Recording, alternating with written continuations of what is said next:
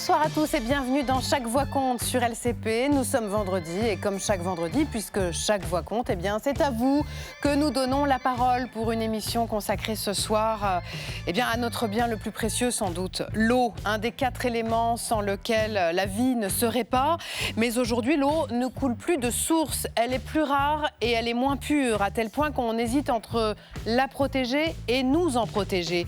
Quelle eau boirons-nous demain? Cette question, nous nous la posons tous et nous allons y réfléchir ce soir avec nos invités. Bonsoir Jean-Claude Rau. Merci d'être là. Vous êtes député écologiste de Loire-Atlantique et vous êtes l'auteur d'une proposition de loi pour protéger durablement la qualité de l'eau potable. Vous nous direz notamment où en est cette proposition de loi. Bonsoir Alexandre Ouizy. Bonsoir. Sénateur socialiste de l'Oise, vous êtes le rapporteur de la commission d'enquête sénatoriale sur les pratiques des industriels de l'eau en bouteille et vous verrez que notre émission est rattrapée ce soir par l'actualité. Bonsoir Juliette Duquesne. Bonsoir. Journaliste et autrice, vous publiez notamment Autonome et solidaire pour le vivant aux éditions Le Bord de l'eau. Merci à tous les trois d'avoir accepté de vous prêter ce soir au jeu des questions-réponses avec notre public. Et je salue également Anna Cabana. Bonsoir ma chère Anna. Chère Adeline. De quoi allez-vous nous parler ce soir? Je vais faire un petit tour dans le rétroviseur pour vous parler d'un prophète. C'était il y a 51 ans, un certain René Dumont. René Dumont, l'écologiste. Voilà pour le programme de ce soir. A priori, puisque comme à chaque fois, vous le savez désormais, cette émission, c'est vous qui allez la faire. Je compte sur vous. Chez vous, installez-vous confortablement. Pourquoi pas avec un grand verre d'eau? Chaque voix compte, c'est parti.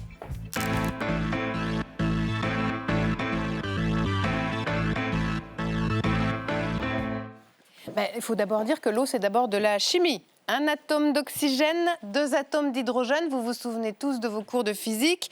H2O, incolore, inodore, insipide. L'eau est transparente, elle ne sent rien, elle n'a pas de goût.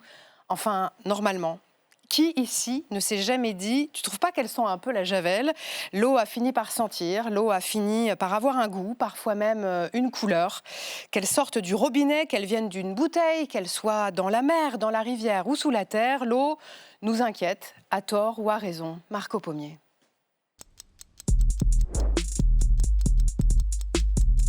La qualité de l'eau, un sujet qui nourrit les débats depuis plusieurs décennies. Le Français est certainement au monde le buveur d'eau au comportement le plus étrange. Première déformation, l'amateur d'eau se fie beaucoup trop à son palais. On ne peut pas attribuer une qualité sanitaire uniquement en se basant sur la notion de goût. Et pourtant, quand nous ouvrons notre robinet aujourd'hui, nous doutons toujours, peut-être à juste titre. Pesticides interdits, polluants éternels. Dans une étude récente, l'ANSES confirme que le TFA, le plus petit des PFAS, est omniprésent dans l'eau en France. Détecté dans 92% des échantillons, il est soupçonné de nuire à notre santé, avec des effets sur le foie, la fertilité et le développement du fœtus. Des familles se demandent désormais si l'eau du robinet est encore sûre, si les œufs du jardin ou les légumes cultivés dans le potager familial ne présentent aucun risque, ou encore si on peut préparer un biberon en toute confiance. Une contamination aux polluants éternels qui s'ajoute à plusieurs scandales sur les eaux en bouteille. Vittel, Épar, Contrex ou encore Perrier, épinglés par une commission d'enquête parlementaire cette année pour avoir traité leurs eaux avec des techniques de filtration interdites. Cette semaine encore, l'une des usines du groupe a été mise en demeure par la préfecture du Gard, accusée de rejeter des polluants au-dessus des normes dans une rivière. Et comme si cela ne suffisait pas, l'or bleu se raréfie sous l'effet du réchauffement climatique. Pourtant, nous continuons de la gaspiller. 20% de l'eau distribuée au total est perdue à cause des fuites sur un réseau vieillissant. Le Haut Commissariat au Plan prévient, sans effort de sobriété, 88% du territoire français pourrait manquer d'eau en 2050. Voilà, les termes de notre débat de ce soir sont posés. Je voudrais d'abord faire un rapide sondage parmi vous. Qui boit l'eau du robinet? Et qui boit de l'eau en bouteille? Est-ce que les personnes qui boivent de l'eau en bouteille ne boivent plus du tout d'eau du robinet? Est-ce que l'un d'entre vous peut prendre le micro et me dire pourquoi il ne boit plus d'eau du robinet? Je vous demande de vous présenter. Bonsoir. Bonsoir. Gilles Loyer, je viens des Ardennes. Donc, nous ne buvons plus d'eau du robinet parce que, le goût n'est pas agréable. Secondo, l'odeur. Et ce qui est surtout agaçant, c'est cette inquiétude par rapport à à la qualité, surtout au niveau sanitaire, de cette eau qu'on boit. Vous l'avez exprimé dans le reportage, même pour les bébés et les biberons, est-ce que c'est pas trop gênant de boire cette eau? Et donc là, effectivement, on a ce souci, c'est pour ça qu'on ne boit plus d'eau du robinet. Je voudrais vous montrer une carte aussi ce soir. Cette carte, c'est la carte des Français qui déclarent boire l'eau du robinet. Plus le bleu est foncé, plus ils en boivent. Baromètre annuel du Centre d'information sur l'eau. C'est un sondage qui vient de paraître. 68% des Français déclarent boire l'eau du robinet tous les jours. Ceux qui en boivent le plus, c'est dans le sud. Ceux qui en boivent le moins, c'est dans le nord. D'ailleurs, Juliette, pourquoi ce clivage nord-sud ? Alors, il doit y avoir plusieurs raisons, mais il y a une raison qui est certaine. Quand on regarde d'ailleurs les 2 cartes qui ont été réactualisées récemment de UFC Que Choisir et de Génération Future, c'est que dans le nord de la France, vu qu'on utilise beaucoup de pesticides pour l'agriculture industrielle, donc il y a notamment la culture de patates, il y a pas mal aussi de maraîchage, il y a plus de traces de pesticides et notamment de polluants dans l'eau du robinet, même si elle est quand même conforme dans les normes sanitaires. Oui, on ne dépasse pas les seuils. Non, ça peut arriver, mais en tout cas pas partout. Quand on voit la carte, des fois c'est écrit en orange, ça veut dire qu'il peut avoir des traces de polluants de toutes sortes. Alors ce qu'il faut quand même savoir, c'est que bien sûr que c'est très important, l'eau c'est un symbole et c'est très important d'avoir une eau de qualité. On cherche plus de polluants qu'auparavant. Donc c'est aussi pour ça qu'on se retrouve avec plus de polluants à l'eau du robinet. UFC Que Choisir, là, dans ses derniers chiffres, il donne 85% des réseaux de distribution d'eau potable qui sont conformes à tous les critères. Et ça a descendu de 10 points par rapport à 2021, parce qu'on cherche plus de polluants. Mais ça veut dire que si on cherche, on trouve ? Si on cherche, on trouve de plus en plus de polluants, notamment les PFAS, vous en avez parlé, on va en reparler tout à l'heure, aussi tout ce qui est pesticides. Par contre, même si, comme je le répète, c'est très symbolique, l'eau, on sera beaucoup moins contaminé par l'eau du robinet que par l'alimentation si on mange de la nourriture issue de l'agriculture industrielle. Les normes n'ont rien de semblable. Et l'eau en bouteille coûte 100 fois plus cher que l'eau du robinet. Et puis, on va en reparler aussi tout à l'heure, ça a plein de conséquences très importantes. Notamment, il y a eu des traitements aussi dans les eaux minérales. Ce qu'il faut faire, et ça, le point est essentiel, c'est de plus en plus prévenir autour des captages d'eau pour ne pas avoir à dépolluer l'eau après. Jean-Claude Rau, l'eau potable, c'est votre sujet. Vous en avez même fait une proposition de loi au début de cette année, on va y revenir. 78% des Français ont quand même confiance dans l'eau du robinet. Sauf que c'est un chiffre qui n'arrête pas de baisser. Ce sont les Bretons qui sont les moins confiants, 73%. Est-ce que la méfiance ou la défiance, appelez-la comme vous voulez, à l'égard de l'eau du robinet, elle est aujourd'hui justifiée quand on sait que c'est le produit alimentaire finalement qui est le plus contrôlé aujourd'hui ? Alors je crois qu'il ne faut absolument pas détourner effectivement les Françaises et les Français de l'eau du robinet, mais avoir une exigence, parce que j'ai coutume de dire qu'avec l'eau, on joue avec le feu, parce qu'effectivement, il y a des seuils qui garantissent la conformité d'une certaine manière. Mais par contre, on est très souvent à la limite de ces seuils. Et on sait que, par exemple, en 2023, ce seront plus de 17 millions de personnes qui, à un moment ou un autre, ont bu une eau qui était non conforme. Est-ce que cette non-conformité va jusqu'à être dangereuse pour la santé ? C'est généralement temporaire, puisqu'ensuite vous avez des procédures soit de dilution ou d'interdiction ciblée et avec un temps qui est donné pour revenir justement dans la norme. Mais ça peut aller parfois jusqu'à la fermeture de captage. On en ferme quand même une centaine par an et on en a fermé plus de 14 000 quand même depuis 40 ans.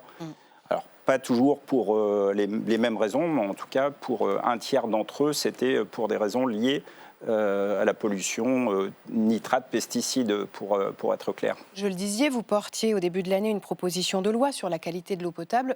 D'abord, est-ce que vous pouvez nous dire où elle en est ? Parce que c'est vrai qu'avec l'instabilité politique du moment, n'est-ce pas, on se demande dans quoi elle s'est perdue. Alors, vous savez qu'il n'y a pas beaucoup de marge de manœuvre pour les députés pour défendre des propositions de loi. Il n'y a que les semaines... Vous faites sourire le public. Les semaines de l'Assemblée, c'est-à-dire où il faut que tout le monde se mette d'accord. Et si je pense que tout le monde sur le principe est d'accord pour préserver la qualité de l'eau, maintenant le chemin pour y parvenir n'est pas forcément le même. Donc sinon, il ne nous reste que les journées qui sont à l'initiative des groupes politiques, c'est-à-dire les fameuses niches. Donc mon texte était l'année dernière dans la niche du groupe écologiste et social. Il était en 4e position, nous avons fini au 3e. Donc ça a été débattu en commission. Donc nous aurons de nouveau à la mi-février une nouvelle journée d'initiative. Donc on verra. Vous pouvez nous rappeler les grandes mesures que contenait votre texte ? Il y avait 3 aspects. Le premier, c'était délimitation des aires d'alimentation de captage et ensuite des mesures d'interdiction. Alors pas immédiates, mais je pense que si aujourd'hui, après pratiquement, même un peu plus de 60 ans de loi sur l'eau et différents dispositifs, nous n'y arrivons toujours pas, c'est que tout a été basé sur le volontariat, sur la bonne volonté. Et il n'y a jamais eu d'interdiction. Et je pense qu'à un moment, vu effectivement le niveau de la contamination généralisée, il faut des mesures obligatoires, des mesures d'interdiction. Le deuxième point concernait les contrôles, c'est-à-dire d'établir une liste nationale, puisqu'aujourd'hui ce n'est pas encore le cas. Et pour ça, il faut aussi renforcer le rôle des agences qui sont pourtant très décriées. Certains voudraient supprimer l'ANSES, l'INRAE, enfin les ARS. Les agences régionales c'est essentiel si on veut savoir ce qu'on boit et la qualité de l'eau, on en a besoin. Et mais ça veut dire qu'aujourd'hui, on n'a pas encore assez de contrôle. On en a plus de 18 millions par an. Ils sont variables d'un département à l'autre et c'est toujours un petit peu comme la lutte contre le dopage. On court toujours avec un train de retard sur un certain nombre de molécules. Vous avez encore aujourd'hui dans l'eau un certain nombre de métabolites qu'on retrouve de dégradation des pesticides qui ont été interdits parfois il y a plus de 20 ans, comme par exemple l'atrazine, mais qui est toujours dans le top 5 de ce qu'on trouve dans l'eau. Donc les comment on la retrouve dans l'eau, importants. L'atrazine, comment ça se retrouve dans l'eau ? Parce qu'on cherche, justement, ça fait partie généralement des substances qui sont recherchées par les laboratoires. Mais comment cette molécule peut se retrouver aujourd'hui dans l'eau ? Par quel vecteur, je veux dire ? C'est parce qu'il y a une forte rémanence et je pense que ce sera évidemment le cas avec notamment le TFA, d'une manière plus générale, avec les polluants qui, comme leur nom l'indique, sont éternels. Et puis pour finir sur la proposition de loi très rapidement, le troisième volet concernait les taxes, c'est-à-dire la mise en application enfin du principe pollueur-payeur. Je voudrais qu'on fasse un détour par les Ardennes. Alors justement, Gilles, vous nous disiez, vous ne buvez plus l'eau du robinet, vous vivez dans les Ardennes. Il se trouve que là-bas, 12 communes sont privées d'eau potable depuis l'été dernier déjà. Le préfet a pris un arrêt après une contamination au PFAS, les polluants éternels dont on parle tant et plus. Reportage sur le terrain de Dario Borgogno et Benjamin Danan. Alors là, c'est le stock pour la semaine. Depuis début juillet, Brice ne peut plus vivre sans ce stock de bouteilles. Que ce soit le café, les animaux, sauf pour se laver, on reprend l'eau du robinet, sinon c'est tout en bouteille en fait. Il faut facile 3 packs de 2 litres de 6 pour vivre. Après c'est pareil, c'est des poubelles, c'est du stock, c'est petite logistique quoi. Mais il faut pas qu'on avance comme ça pendant encore 6 mois quoi. Faut que ça bouge début d'année, fin d'année là, maintenant. Tous les habitants du village de Malandry sont concernés.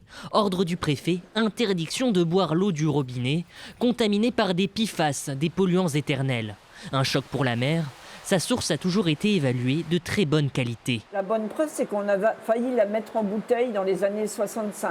Pourtant, les chiffres sont là, des taux 5 fois plus élevés que la normale. Pour ne pas laisser ses administrés déshydratés, elle effectue un virement bancaire tous les 6 mois pour acheter des bouteilles d'eau. Le coût pour la mairie, 2 800 €.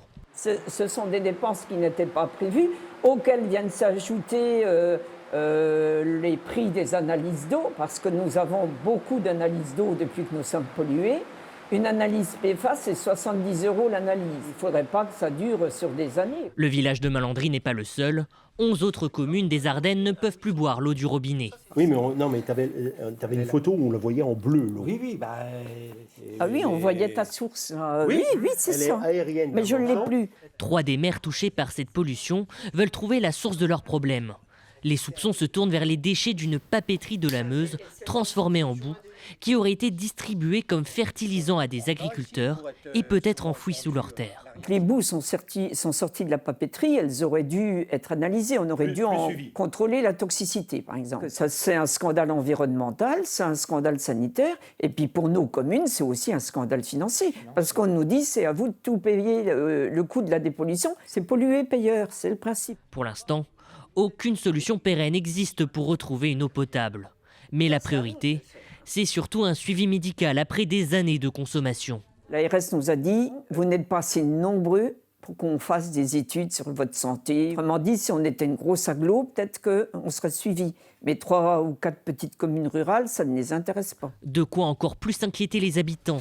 Selon plusieurs chercheurs, les PFAS pourraient provoquer des lésions rénales. Mon frère a une maladie justement qui touche tout ce qui est rein. Donc on se dit, est-ce que c'est vraiment une maladie qu'il a eue avant ou est-ce que c'est dû à ça? Pareil, ma nièce vient de se faire opérer des reins. J'ai peur, oui, pour mes enfants parce qu'ils ont eu de l'eau d'ici depuis qu'ils sont nés. Ils ont bu l'eau d'ici. Un collectif d'habitants s'est constitué.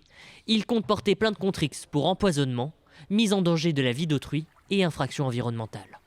C'est vrai, Juliette Duquesne, que les PFAS sont entrés assez violemment dans nos vies ces derniers mois, mais aussi parce que des cartes ont été mises en ligne pour nous permettre de regarder sur Internet si on se trouve dans une zone où des PFAS sont plus nombreux dans l'eau du robinet. D'ailleurs, qui parmi vous a consulté ces cartes, notamment sur... Oui, vous voulez bien prendre la parole et nous expliquer ce que vous cherchiez exactement ?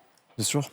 Bonsoir. Alors, moi, personnellement, j'ai consulté ces cartes et en les consultant, je trouve qu'il y a énormément d'inégalités territoriales par rapport à la qualité de l'eau. Je peux même en être un témoin.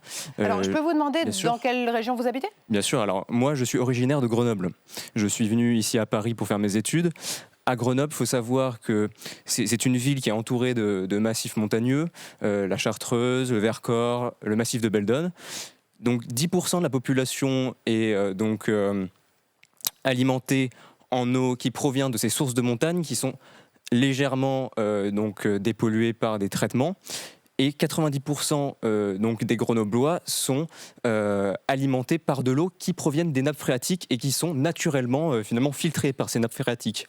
Et en déménageant à Paris, rien que dans le goût de l'eau, moi je le sens qu'il y a une différence. Bien évidemment, il y a un goût de javel, c'est vraiment désagréable en tout cas. Et puis en regardant un petit peu plus loin, quand vous regardez les études qu'il y a, enfin les dernières études, tout à l'heure vous avez parlé des associations qui sont UFC Que Choisir et Génération Future, elles ont relevé qu'à Paris, le niveau de TFA, qui est un PFAS, un polluant éternel, atteignait aujourd'hui les 6200 nanogrammes par litre. Il me semble que c'est un petit peu élevé par rapport à la norme. Oui, et puis le problème de ces PFAS, c'est qu'ils sont d'origine très diverses et on en retrouve partout. En fait, l'eau, c'est le réceptacle de toutes les pollutions. Et les PFAS, ça peut être d'origine industrielle, donc ça peut être dans justement toute la région Rhône-Alpes, etc. C'est souvent d'origine industrielle. C'est aussi d'origine agricole, dont le TFA, c'est pour ça qu'on le retrouve partout. Le problème, comme le nom l'indique, polluant éternel, ça reste très longtemps. Et le problème, c'est qu'aujourd'hui, alors c'est vrai que plus on est dans des zones rurales, plus on a des risques d'avoir plus de polluants chimiques, que ce soit pesticides et PFAS dans l'eau du robinet pour 2 raisons. Parce qu'on va être plus touché par la pollution agricole, mais aussi parce qu'on va mettre moins de traitements pour dépolluer l'eau. Tout simplement, plus on a de densité, plus on a d'argent pour dépolluer cette eau. Et le problème des PFAS, c'est que le charbon actif qui est utilisé en grande majorité un peu partout en France pour dépolluer l'eau avant qu'elle arrive dans votre eau du robinet ne retire pas tous les polluants éternels. Le seul système qui retire pratiquement tous les polluants éternels, mais qui n'est pas du tout la solution, c'est l'osmose inverse qu'on va utiliser avant pour dépolluer l'eau du robinet. Ça retire tous les polluants, même les polluants éternels, sauf le tritium qui est un déchet radioactif. Mais par contre, l'osmose inverse, c'est un système de membrane qui va faire que l'eau va être complètement dépolluée, mais ça consomme énormément d'énergie. Donc, on va renforcer le changement climatique et donc ça va avoir un impact. Le remède est pire que le mal. Voilà, et en plus, on va rejeter tous les polluants dans l'eau. Jean-Claude Roux, qu'est-ce que vous répondez à Noé, c'est ça, je crois que vous êtes Noé. Quand il dit, quand on est à Paris, l'eau, elle sent l'eau de Javel. C'est un biais parisien, un biais cognitif parisien. Ou est-ce qu'il y a vraiment une raison pour qu'on se dise que l'eau, elle sent la Javel ? Je pourrais pas vous répondre directement sur cette question. C'est pas flagrant pour moi. Et en tout cas, je cite souvent Haute-Paris, en tout cas, comme un exemple. Alors bon, certes, la question du TFA, comme partout en France, on l'a vu avec les différentes études, notamment la dernière de l'ANSES, le TFA est partout. Mais il y a eu des efforts significatifs et, qui ont été produits avec le monde agricole et qui ont permis une vraie évolution de la qualité de l'eau à Paris. Alors, est-ce que je peux vous poser la question, est-ce que vous consommez l'eau de votre robinet ? Oui, bien sûr. D'accord. régulièrement. Oui. D'accord. Et vous, par rapport au goût, vous ne sentez pas de différence par rapport à l'eau en bouteille? Ça ne m'a pas frappé entre Paris et la Loire-Atlantique. Mais il n'y a rien qui justifierait que l'eau du robinet à Paris sente l'eau de Javel. Il y a des traitements avec injonction de chlore, mais c'est un petit peu partout en France de toute façon. Juliette. Pour enlever l'odeur le goût du chlore ou l'odeur, c'est de le mettre dans le réfrigérateur, dans le frigo. En fait, ça enlève les odeurs. C'est la solution qui est donnée voilà, souvent Noé, par les la solution, c'est de boire de l'eau fraîche. par les associations de consommateurs pour enlever. En fait, c'est le problème de la pollution chimique, c'est justement qu'on ne la voit pas. Et c'est ça qui est bien plus dangereux, c'est que cette pollution chimique, au contraire, on ne la voit pas et elle est bien présente. Et ce cocktail, en plus, là, on parle polluant par polluant, mais ce cocktail chimique qu'on va retrouver dans la nature et en moindre mesure dans l'eau du robinet a un impact considérable. Vous venez d'en parler à plusieurs reprises. C'est vrai que les agriculteurs sont toujours montrés du doigt quand on parle de l'eau. On leur reproche de capter l'eau pour irriguer leurs champs et de la polluer avec les produits phytosanitaires. Et puisque chaque voix compte, eh bien, nous allons leur donner la parole aussi aux agriculteurs. Bonsoir Antoine. Bonsoir. Antoine, vous êtes un jeune agriculteur, vous avez 23 ans. Vous êtes ingénieur agronome et agriculteur dans le Lot-et-Garonne, c'est bien ça? Oui, c'est ça, tout à fait. Vous cultivez notamment du maïs. C'est vrai que maintenant, tout le monde le sait, le maïs, c'est pas facile, ça consomme beaucoup d'eau. Oui, alors le maïs consomme beaucoup d'eau. Le maïs consomme beaucoup d'eau à un moment où on en a moins. C'est surtout ça. Encore plus dans le Lot-et-Garonne. Encore plus dans le Lot-et-Garonne, mais comme un petit peu partout en France d'ailleurs, parce qu'on n'en a pas forcément moins, on l'a simplement pas aux mêmes périodes. Alors, la problématique du maïs, en fait, c'est surtout qu'aujourd'hui, on essaye, nous, de trouver de nouvelles cultures, de s'adapter au changement climatique. On est les premiers à le subir, finalement, ce changement climatique. Donc, nous, notre opinion aujourd'hui, c'est aussi de s'adapter, de raisonner notre irrigation, de la rendre plus durable, parce qu'on en a besoin. C'est un réel besoin. Aujourd'hui, c'est la première assurance récolte pour un jeune comme moi qui souhaite s'installer. Là, on voit quelques années compliquées, notamment dans des régions comme celle du Sud-Ouest. Mais vous continuez à faire du maïs ou est-ce que petit à petit vous vous dites que vous allez finir par renoncer à cette culture au profit d'une autre qui consommerait moins d'eau? Oui, alors, est-ce que la question est de renoncer? Est-ce que la question est de diminuer? Est-ce que la question est aussi, pourquoi pas, de laisser le maïs dans certaines régions de France? Voilà, nous, c'est toutes des questions qu'on se pose. Aujourd'hui, on est plus sur une tendance baissière au niveau de la culture du maïs, au profit d'autres récoltes. Pourquoi? Parce qu'aujourd'hui, irriguer nous coûte aussi de l'argent. Et alors, quand on voit les prix du maïs, ça n'est plus forcément rentable. Donc, on n'aime pas parler de rentabilité, mais il faut quand même gagner sa vie. Et aujourd'hui, je vous garantis que dans le monde agricole, et notamment dans les régions du Sud-Ouest que je connais très bien, c'est pas évident de gagner sa vie dans cette profession. Vous avez un député et un sénateur face à vous. Est-ce que vous avez des questions à leur poser? Aujourd'hui, quelles questions je pourrais vous poser à ce niveau-là? Au niveau de l'irrigation, de quelle manière voyez-vous une irrigation durable en agriculture?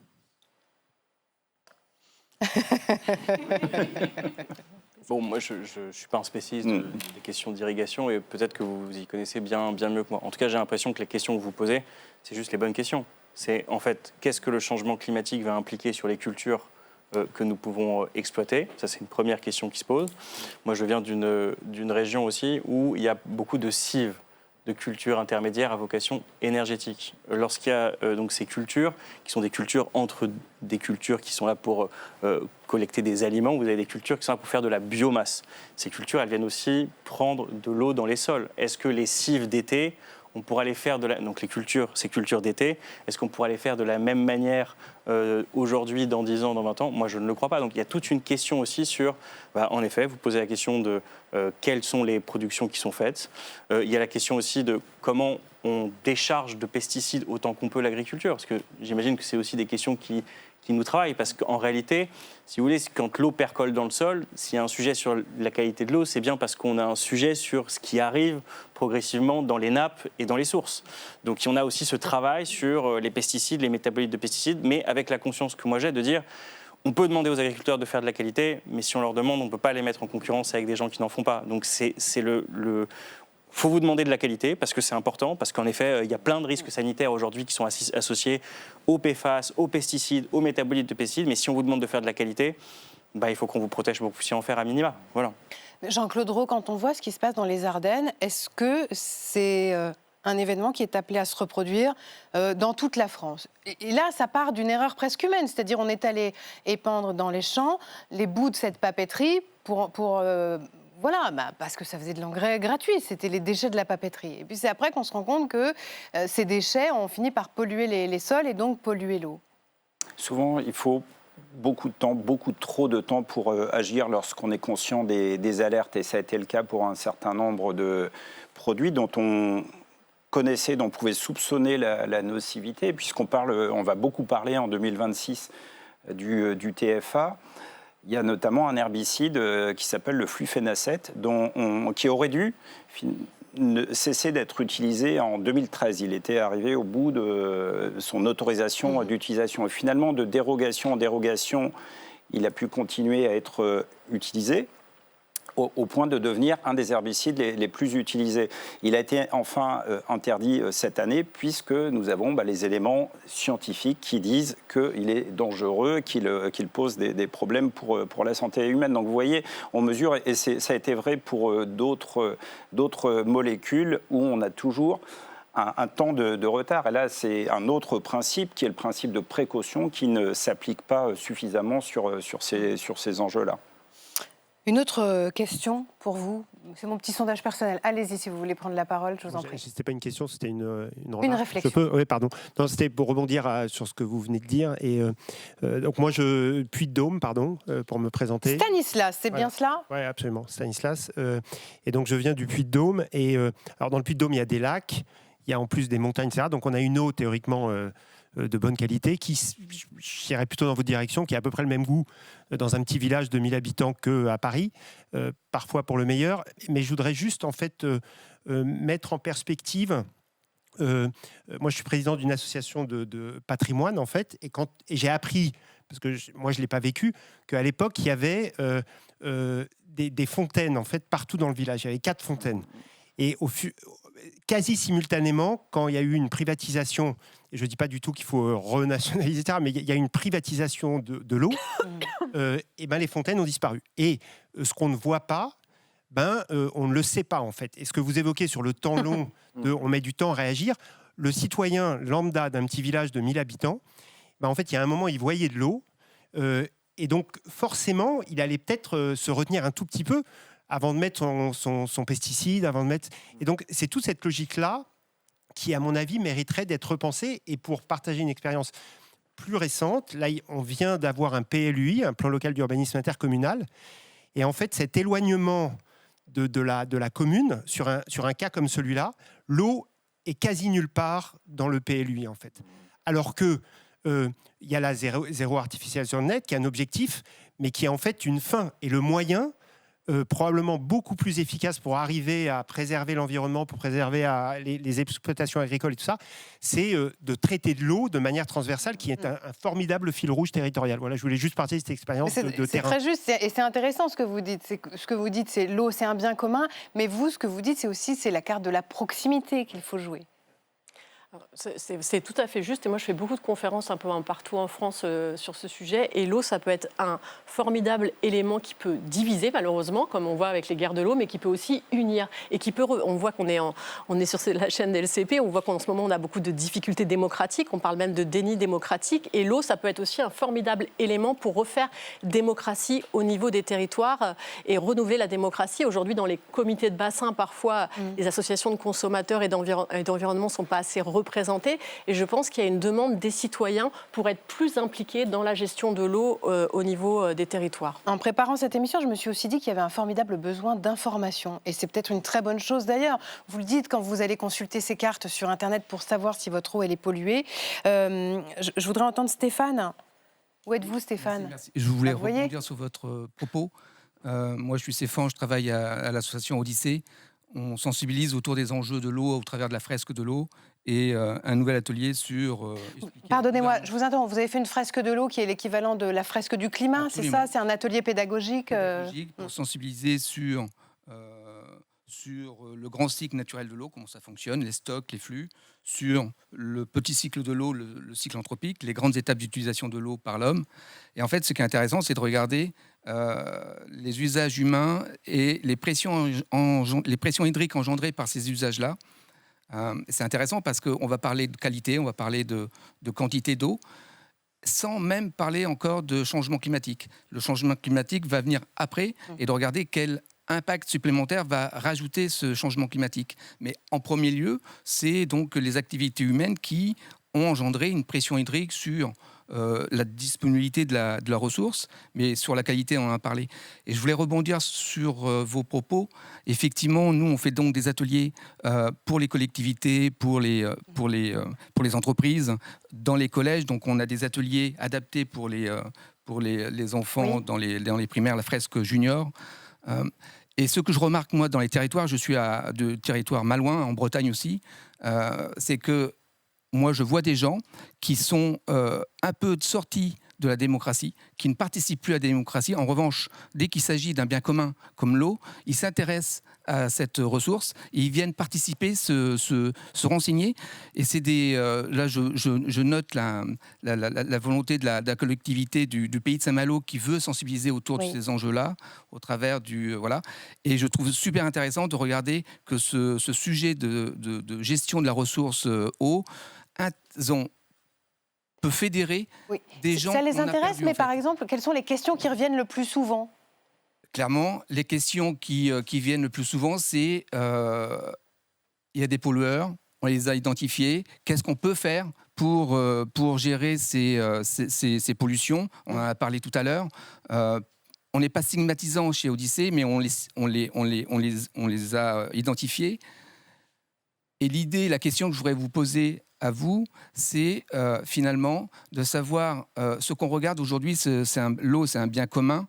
On a plein de questions à vous poser, mais finalement, de manière générale, ce bien commun, c'est un intérêt général. Comment vous pourriez créer une législation qui favoriserait ce bien commun au détriment d'un intérêt économique privé, en fait ? Vous voyez ce que je veux dire ? On le voit pour les exemples que vous avez cités tout à l'heure, Perrier, les agriculteurs. On parlera des eaux en bouteille, mais ça rejoint directement ce que vous dites, en effet. C'est une ressource, un bien commun, d'un intérêt général. Comment vous pouvez créer un outil législatif qui favoriserait ce bien commun au détriment des intérêts économiques privés, pour le coup ? Je crois qu'on essaye de le faire progressivement. Et dans la proposition de loi qui était évoquée tout à l'heure, il y a quelque chose de fondamental. En fait, la protection des captages, c'est-à-dire mettre des données d'intérêt général sur ce que vous pouvez faire autour d'un captage, c'est-à-dire quel type d'agriculture vous pouvez pratiquer, quelle est la taille du périmètre que vous protégez, c'est des enjeux essentiels. Lorsqu'on a fait la loi, d'ailleurs à l'initiative du groupe écologiste de l'Assemblée nationale, sur les PFAS l'année dernière, lorsqu'on a dit que pour tel usage, les PFAS sont interdits, en fait, on tarit la source de la pollution de l'eau. Donc on est vraiment dans... En fait, petit à petit, on écarte les risques qui pèsent sur l'eau. Alors, on n'arrive pas à tout écarter, mais on écarte progressivement les choses pour essayer justement de mettre des enjeux d'intérêt général autour de la question de l'eau. Je vous donne juste un exemple. Moi, dans ma commune, Villers-Saint-Paul, c'est un des 3 grands sites français de production de PFAS. Donc j'habite dans un endroit où on produit du PFAS massivement et où les gens l'ignoraient totalement. Ce qui fait que vous avez des gens qui, pendant des années, dans des jardins familiaux, dans des jardins partagés, tiraient de l'eau de la rivière directement ou par des petits canaux à la sortie de l'usine chimique, non mais je veux dire à quelques mètres. Donc il y a aussi tout. Donc les tomates étaient contaminées en fait. Alors donc du coup on a fait tout les tomates sur nous, ce qu'on a analysé, on a évidemment dès qu'on a compris ce qui était en train de se passer, on a fait analyser les tomates. On était heureusement on était à cet endroit-là sous les seuils, mais on n'a pas pu regarder toutes les tomates. Et puis depuis quelques années les choses avaient bien baissé heureusement sur le site en question. Mais vous voyez on se pose, c'est au jour le jour qu'on découvre. En plus c'est un sujet sur lequel ce que vous disiez est très juste, c'est-à-dire que petit à petit on étend la sphère de ce qu'on regarde. Donc à mesure qu'on étend la sphère qu'on se regarde, on trouve des choses et puis il faut corriger. Donc c'est aussi quelque chose qui est un peu toujours en cours en fait, ce qu'on travaille sur l'eau. Alors, on a un agriculteur avec nous, Vous parliez des champs de captage, des points de captage. Il y a une réglementation sur ce point de captage.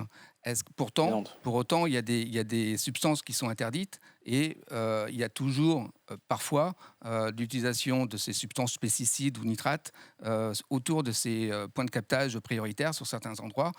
Et pour preuve, si vous regardez les données des qualités des eaux souterraines ou de surface, vous allez voir que entre 2010 et 2020, ça a vraiment progressé encore, alors qu'il y a une réglementation. Je veux dire, comment vous pouvez expliquer comment on peut imposer, mettre en pratique? Comme je vous le disais tout à l'heure, jusqu'ici, il n'y a jamais eu d'obligation ou d'interdiction, si on préfère. Et je me déplace rarement sans ce rapport qui est assez remarquable, qui avait été commandé par Elisabeth Borne et qui a failli ne jamais sortir finalement.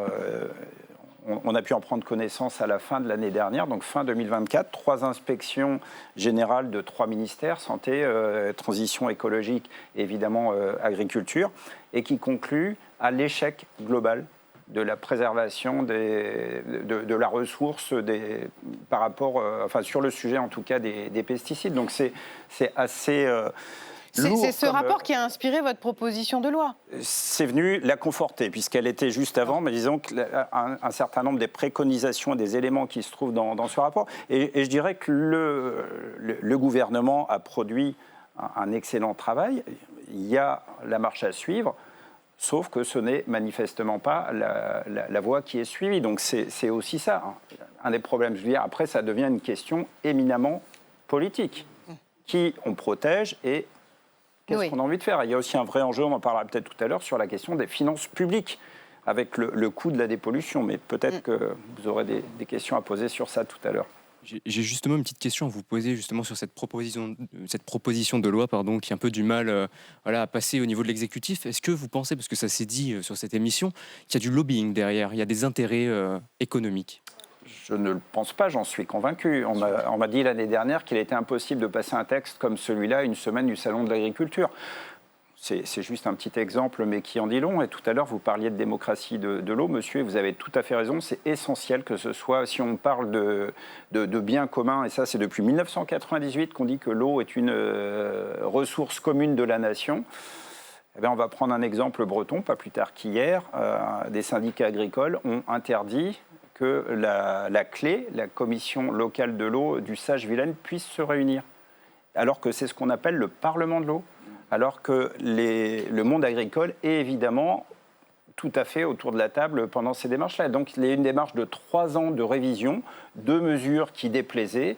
Et là, je suis désolé, on est sur des points qui sont clairement dogmatiques et qui n'ont rien à voir ni avec la pratique agricole, ni avec les enjeux de protection, de préservation des captages. Alexandre Rouzy. Juste un mot là-dessus. Le monde agricole, il est divers. On a senti chez vous le fait que vous aviez cette question en tête. Mais honnêtement, on rencontre aussi parfois des agriculteurs qui sont dans une autre logique. Moi, je vous raconte une histoire, parce qu'en fait, on est là aussi pour partager des expériences, d'un maire qui avait une difficulté sur un point de captage, qui va voir l'agriculteur en question pour discuter avec lui, et qui dit « Moi, ton eau, je ne la bois pas, de toute manière. » Donc, vous voyez, il y a en fait... Moi, je trouve qu'il y a en plus des effets générationnels. Je me permets de le dire, c'est pas parce que vous êtes un jeune agriculteur, mais il y a aussi des effets générationnels en fait sur la prise en compte de ces enjeux dans ce que moi je remarque localement. Donc voilà. C'est-à-dire, dites les choses. C'est-à-dire que les jeunes agriculteurs, ils sont plus conscientisés sur les questions d'eau et de qualité que des agriculteurs qui ont du mal à sortir de leurs pratiques et de leur manière de faire. Je le dis. Mais peut-être aussi parce qu'on les a mal accompagnés. Et d'ailleurs, au moment de votre proposition de loi en commission, il se trouve que plusieurs députés de tous bords avaient pointé l'absence dans votre texte d'aménagement en faveur des agriculteurs. Et c'est vrai que on entend ce que vous nous dites sur les opérations de lobbying qui ont pu avoir lieu, mais est-ce qu'à un moment, c'est impossible de travailler main dans la main ? C'est pas du tout impossible et ça se fait déjà. Mais sur un texte de niche, on ne peut pas avoir la même ambition que sur un projet de loi. Et je vous ai dit, entre les plans hauts, les conférences, etc., on a pléthore de dispositifs. Il y a déjà des dispositifs qui existent. Il y a les PSE, il y a les MAEC. Enfin, il y a déjà tout un arsenal qui est, à mon avis, insuffisamment utilisé. Et là où il est utilisé, là où tout le monde joue le jeu, eh bien ça fonctionne. Oui. Parce qu'encore une fois, il y a tout un tas d'endroits où par le biais de conventions et d'accords, les agriculteurs s'y retrouvent et si ils perdaient de l'argent, il ne manquerait pas de le faire savoir. Par exemple, vous pouvez avoir des accompagnements pour changer de pratique, c'est-à-dire moins effectivement utiliser de pesticides et être accompagné à hauteur de 150 à 450 € à l'hectare. Antoine Donc, c'est juste un exemple, mais on va effectivement plutôt écouter un agriculteur. Oui, non, mais moi je voudrais réagir parce que bon, on parle de la partie économique justement. Alors oui, aujourd'hui, nous, l'eau, elle est essentielle dans l'agriculture. Et d'ailleurs, quand on arrose une tomate, aujourd'hui, quand vous mangez la tomate, vous retrouvez 90% d'eau. Donc, cette eau, elle n'est pas balancée n'importe comment. Après, ce que je tiens à souligner, en fait, c'est que là, il y a tous ces rapports qui sont sortis ces dernières années, mais il y a énormément d'efforts qui ont été faits. Ce que je disais hors antenne avec mes collègues à côté, c'est que en agriculture, le changement, il ne se fera pas en un an. Dans aucun domaine non plus, d'ailleurs. Mais davantage en agriculture. D'ici un an, il y a quand même plein de choses qui vont changer. Il y a de fortes chances. Dans les mairies. Un changement en agriculture, on parle de rotation des cultures, etc. Enfin, je ne vais pas débattre sur ce sujet-là, mais voilà, un changement en 5 ans, allez, ça peut se tenter. Mais dans 5 ans, il y aura encore de nouvelles choses. Et donc, ce qu'on met en place aujourd'hui ne se verra que dans quelques années. Et donc, ce qui est important de dire aujourd'hui, c'est que ce soit les jeunes agriculteurs ou les plus anciens qui nous ont formés aussi, c'est un métier qui se transmet de génération en génération. Alors moi, je n'ai pas eu la chance d'avoir mon père. Mais avec des pratiques qui évoluent aussi. Avec des pratiques qui évoluent, et heureusement qu'on évolue. On a évolué, on évolue, on évoluera encore, mais il faut alors non seulement donner les moyens, et alors sur la question des pesticides, parce qu'on en parle, enfin, je veux dire, c'est pas épandu à tort et à travers dans les champs. C'est utilisé de manière raisonnée pour avoir visité quelques pays un peu à droite à gauche dans le monde. Alors je ne vais pas vous les citer, vous les connaissez, Australie, États-Unis, Brésil, enfin bon, bref. Là-bas, c'est pas la même chose, quoi. On voit des avions qui sont en train d'épandre des quantités folles. Voilà, faut pas tomber dans la démagogie et se dire que on a déjà une très belle agriculture en France qui est déjà très contrôlée. On en entend parler. Elle est déjà très contrôlée, et notamment sur l'usage de l'eau et sur l'usage des pesticides. Merci Antoine, merci en tout cas d'avoir aussi porté la voix des agriculteurs ce soir. Je voudrais juste rajouter un point. Parce qu'il faut qu'on avance sur notre programme. Mais juste un point, on a discuté tout à l'heure avec Antoine sur quelque chose qui est très positif. On parlait de la concertation locale des acteurs pour mieux gérer la ressource. Et je trouve vraiment très bien qu'un agriculteur discute avec justement les acteurs de la commission locale de l'eau pour, dans son territoire, mieux gérer la ressource, en fait. Encore faut-il que la réunion puisse avoir lieu, semble-t-il. Voilà. Il faut qu'on avance. Je me permets de vous interrompre parce que sinon, on ne va pas avoir le temps de parler des eaux en bouteille. On a parlé de l'eau du robinet, on a parlé de l'eau des nappes phréatiques. Il va falloir qu'on arrive à nos eaux en bouteille. Mais d'abord, moi, je voulais faire un détour par le passé. Avec Anna Cabana. Ma chère Anna, vous vouliez nous parler ce soir d'une prophétie qui date déjà d'il y a 51 ans. Attention, ça ne va pas vous rajeunir. Non, c'est la prophétie du premier candidat écologiste à une élection présidentielle. L'homme au pull à col montant rouge vif. Je veux parler évidemment de René Dumont, celui qui, pendant la campagne présidentielle de 1974, a donné leur toute première leçon d'écologie politique à plusieurs millions de téléspectateurs de l'ORTF. On regarde. Et vous savez ce qui va se passer? Eh bien, nous allons bientôt manquer de l'eau. Et c'est pourquoi je bois devant vous un verre d'eau précieuse, puisque avant la fin du siècle, si nous continuons un tel débordement, elle manquera. À lundi, je vous dis au revoir et j'espère vous revoir pour vous expliquer notre projet global d'avenir. Merci, mes amis. Merci, vous avez vu le sens de la communication, Adeline. Bon, à la fois, ça a un tout petit peu vieilli, Anna, je me permets quand même. Cette façon de lever son verre devant la caméra, et comme à la santé des téléspectateurs, avec, on peut dire, un sérieux de pape, et ce silence solennel de quelques secondes pendant lequel il boit, le tout dans ce décor à la simplicité monacale, qui est une façon très décroissance, en fond, avant la lettre. C'est un grand moment de télé, comme on dit, mais qui n'a été reçu comme tel qu'à posteriori, parce que sur le coup, les Français ont oscillé entre le rire, l'incompréhension et au fond font une forme de stupéfaction. Et d'ailleurs, comment sa candidature avait été accueillie à l'époque? Alors, ses cheveux blancs bataille et son air, vous savez, un tantinet halluciné lui ont valu à l'époque de nombreux surnoms comme Einstein dégingandé ou le zouave du pont de l'Alma, parce que c'est au pont de l'Alma que se trouvait la péniche qui lui servait de QG de campagne. Alors, l'aventure politique, c'est fini avec 1,2% des voix Ah oui, il a pris un peu l'eau, ouais. tour. Bref. À l'époque, notre homme, il a 70 ans à l'époque, il est regardé comme un fantaisiste qui prophétise le malheur. L'année d'avant, il avait publié son livre « L'utopie ou la mort », rien que ça, qui est aujourd'hui une des bibles de l'écologie politique, mais qui lui avait valu les sarcasmes de l'entièreté de la classe politique, de la droite comme des socialistes ou des communistes.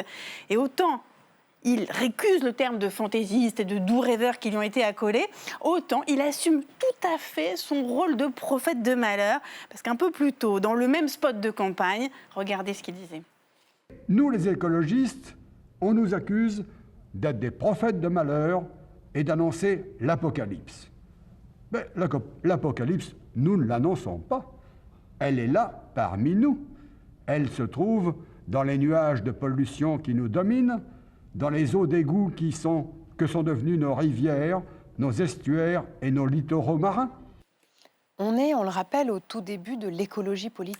Tout début, parce que 2 ans plus tôt, en 1972, c'était le fameux rapport Meadows, du nom de ces 2 auteurs, le rapport commandé en 1970 par le Club de Rome. Vous vous souvenez, après 2 ans de travail, les 4 chercheurs du MIT, spécialistes de la dynamique des systèmes, étaient arrivés à des conclusions implacables. Ils avaient exposé des différents scénarios, mais qui tous démontraient l'incompatibilité entre la croissance économique et les limites terrestres, devant donc inéluctablement nous conduire à un effondrement, je les cite, un effondrement des conditions matérielles d'existence et une diminution brutale de la population mondiale, rien que ça, dans la deuxième moitié du XXIe siècle. Alors, à l'époque, le retentissement de ce rapport avait été exceptionnel, mais le déni avait ensuite pris le pas. Et quand est arrivé notre lanceur d'alerte prophétique, qui est René Dumont, eh bien, il s'est vite perdu, en quelque sorte, dans son verre d'eau, Adeline. Mais pourtant, il avait tout compris avant tout le monde, non? Vous croyez pas si bien dire. Il militait même pour le vélo en ville 50 ans avant Anne Hidalgo. On regarde.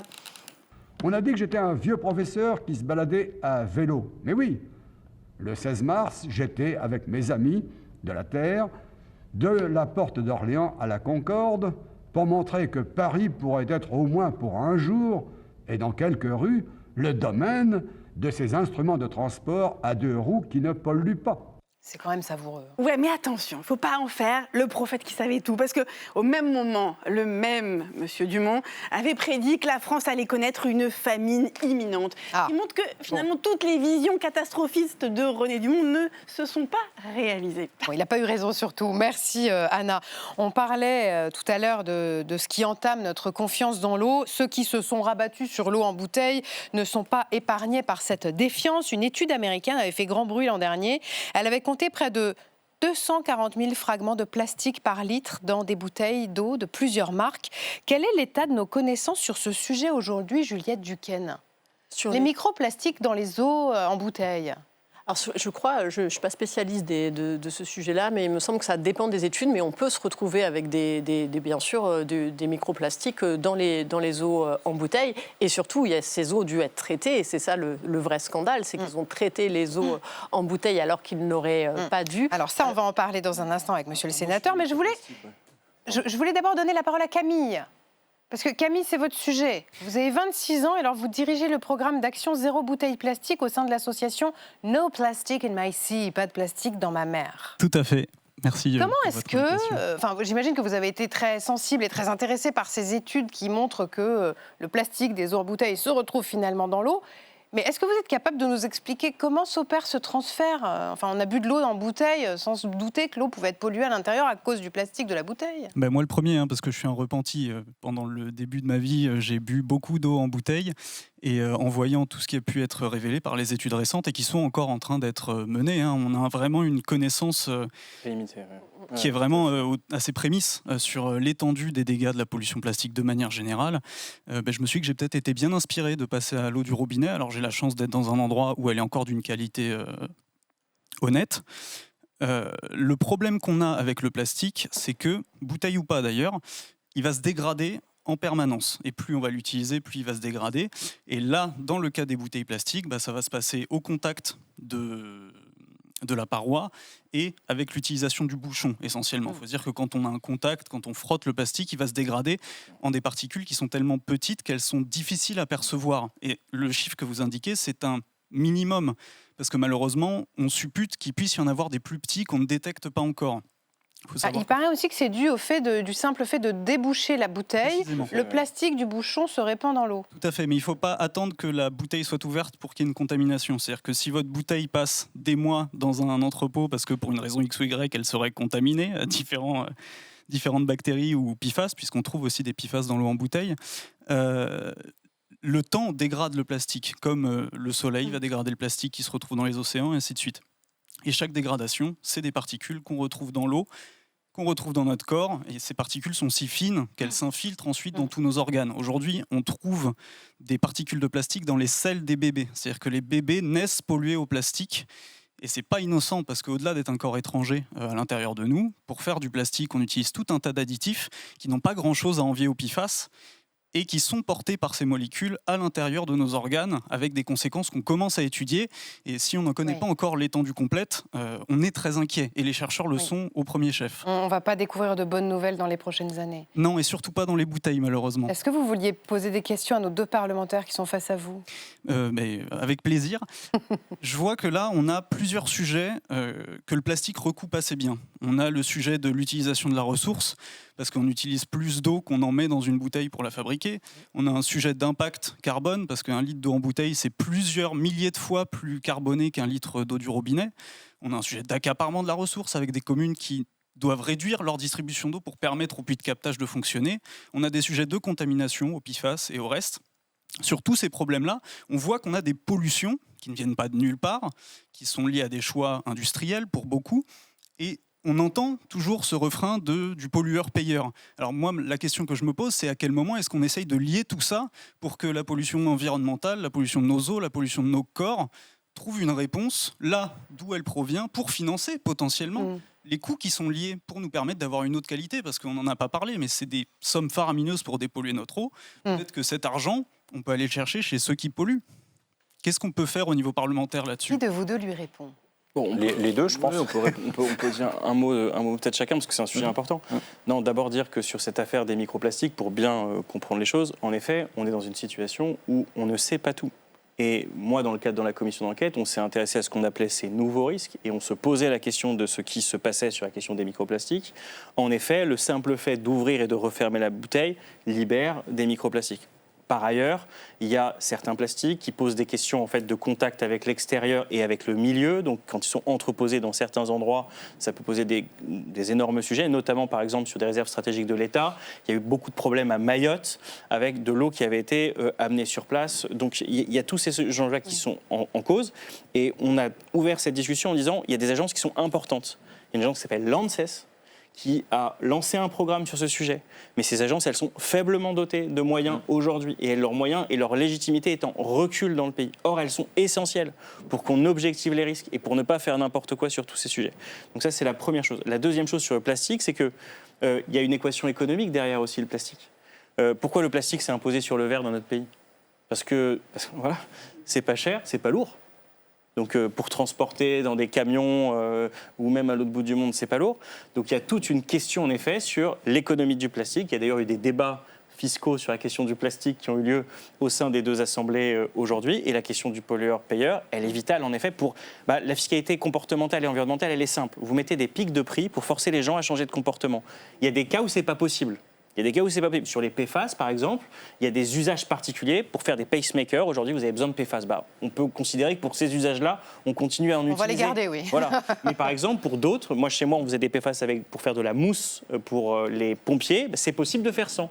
Dans ce cas-là, il faut faire sans. Voilà. C'est ce type de choses qu'il faut mettre en place. Et puis, je laisse mon collègue compléter. Parce que c'est dans sa proposition de loi aussi. Oui, alors sur cette question du coût, parce qu'on ne l'a pas encore abordé jusqu'à présent, aujourd'hui on estime que pour dépolluer l'eau, alors pas en bouteille mais celle qu'on trouve au robinet, on est sur une fourchette entre 750 millions d'euros et 1,3 milliard. Je pense qu'en réalité on est bien au-delà et ce serait bien utile que le ministère réactualise ces chiffres.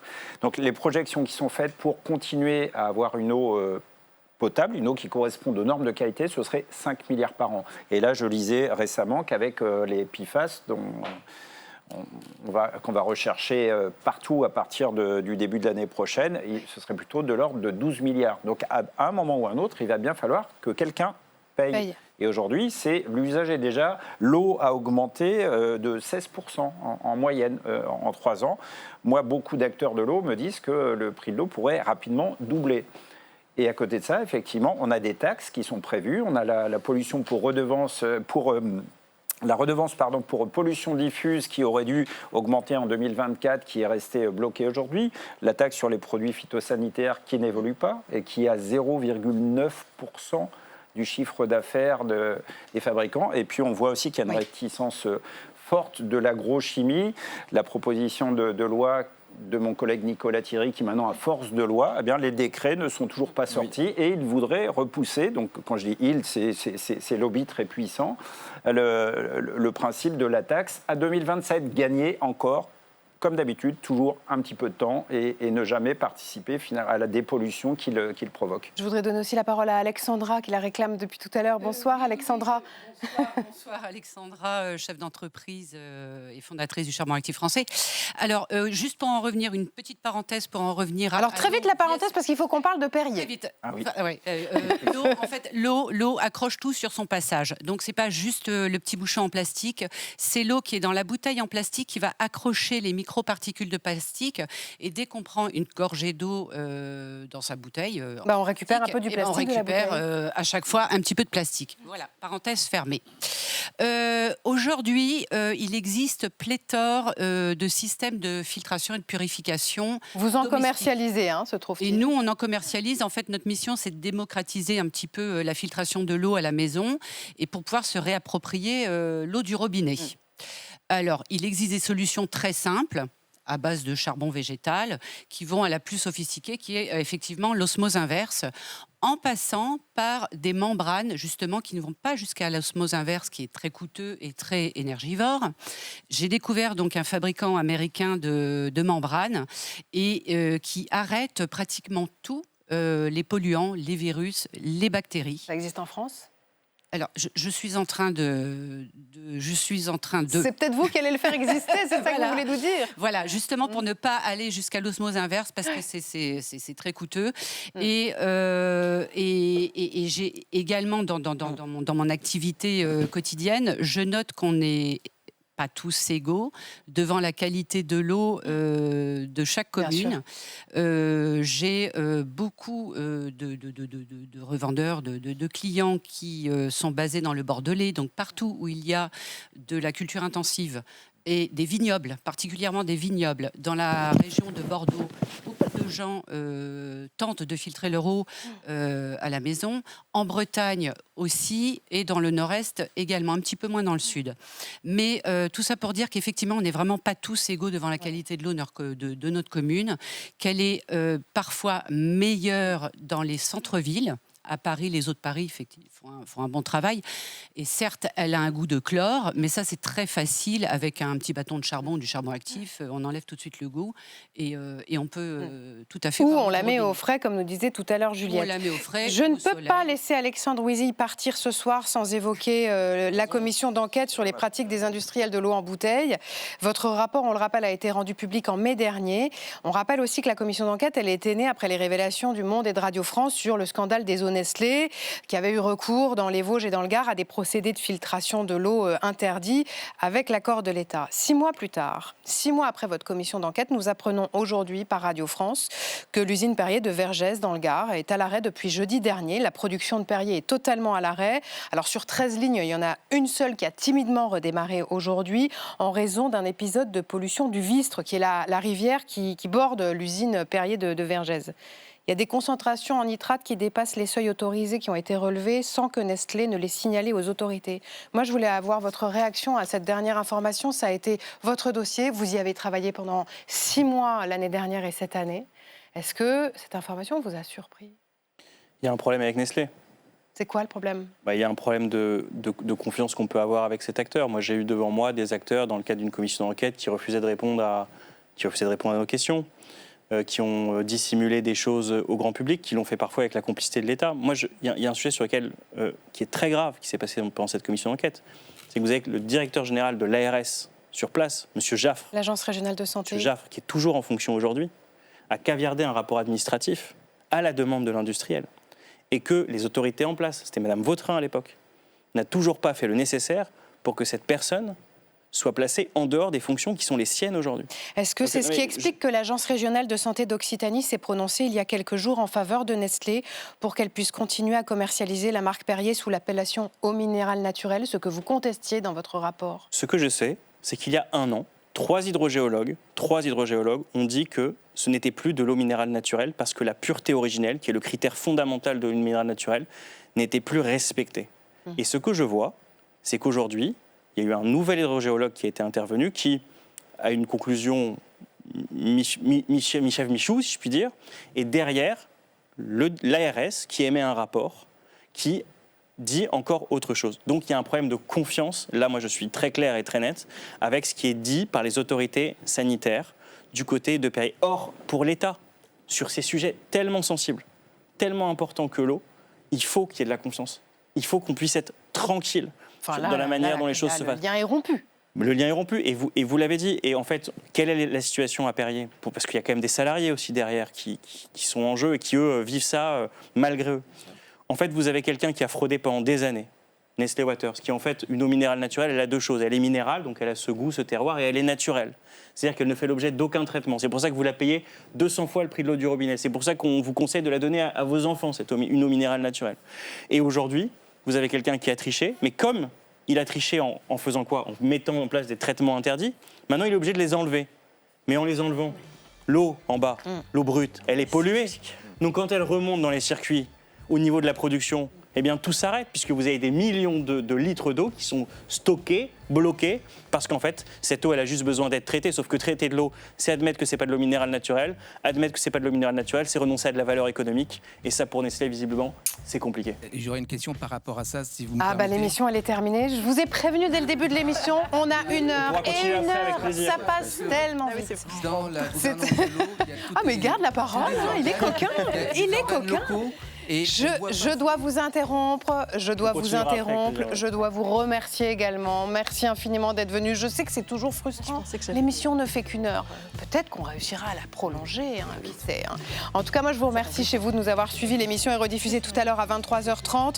Lundi, vous retrouvez l'ami Francis Letellier pour l'Indice et politique. Il recevra Cyrielle Châtelain. Nous, on se retrouve mardi à 19h30. Je vous souhaite une excellente soirée sur LCP. À mardi.